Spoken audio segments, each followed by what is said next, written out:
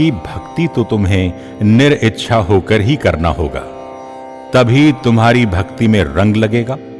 बस एक ही इच्छा हो कि तुझसे तुझको मांग लिया है और न मांग हमारी, कितनों को तू मिल चुका है, कब हमारी बारी। जब इतना कहने की शक्ति तुम में आ जाएगी तो भगवान कहते हैं कि ऐसे भक्त के पीछे पीछे तो मुझे चलना पड़ता है।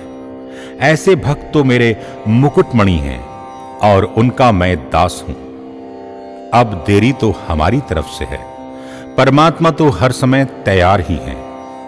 भगवान हमें मनुष्य जन्म देते ही इसलिए हैं कि हम अपने जन्म मरण के चक्कर को समाप्त करके अपने परम पिता परमात्मा से मिलन कर लें। लेकिन यह होगा तभी जब हमारा मन संसार से विमुख होकर परमात्मा के सम्मुख हो जाए।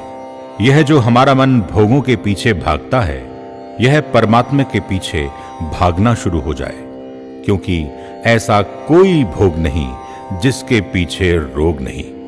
मन को समझाना और मन को भगवान में लगाना, यह ही भक्ति योग है। जब तुम ऐसा करने में सफल हो जाओगे तो तुम्हारा मन भगवान में लगना शुरू हो जाएगा और तुम्हारा भगवान की तरफ पहला कदम उठ जाएगा, यानी भगवान का भजन शुरू हो जाएगा। लेकिन भजन शुरू होने के बाद भी पतन का डर हर समय रहता है, क्योंकि हमारे मन में अनेक तरह के विचार हर समय उठते रहते हैं।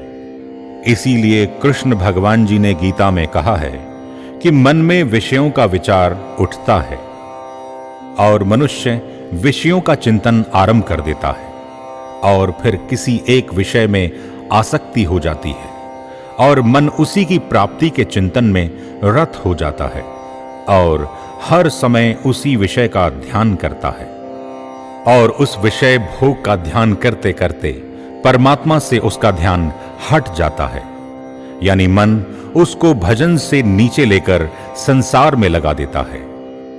इसीलिए भगवान का भजन करने वाले को अपने मन के विचारों पर हर समय नजर रखनी चाहिए, क्योंकि गिरने में समय नहीं लगता, चढ़ने में मेहनत भी लगती है और समय भी लगता है।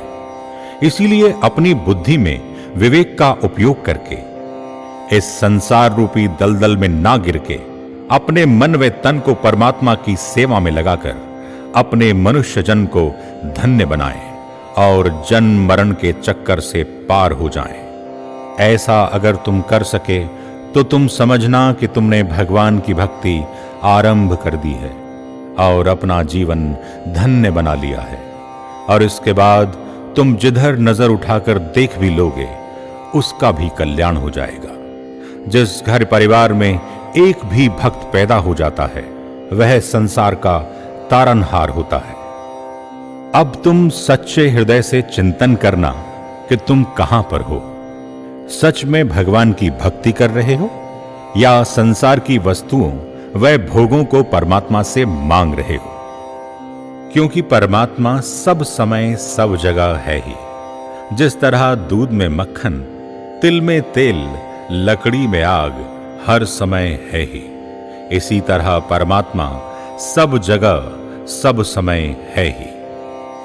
अगर वह हमारे अनुभव में नहीं आता तो कहीं ना कहीं हमारे भजन में कमी है, इसलिए दूरी है।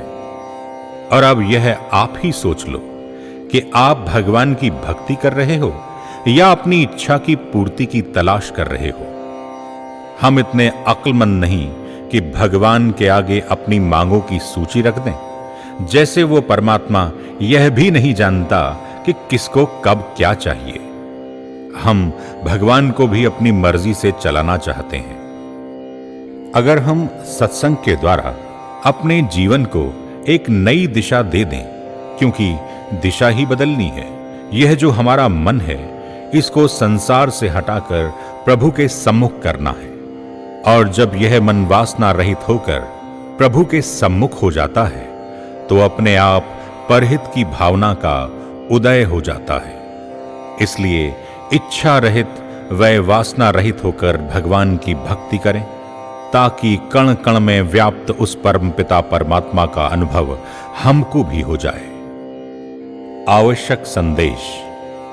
चिंता रहित, इच्छा रहित होकर हम भगवान की भक्ति करें, क्योंकि होनी तो होकर रहे, अनहोनी बस टली। होनी को भी टाल देवो, जाए जो प्रभु की गली।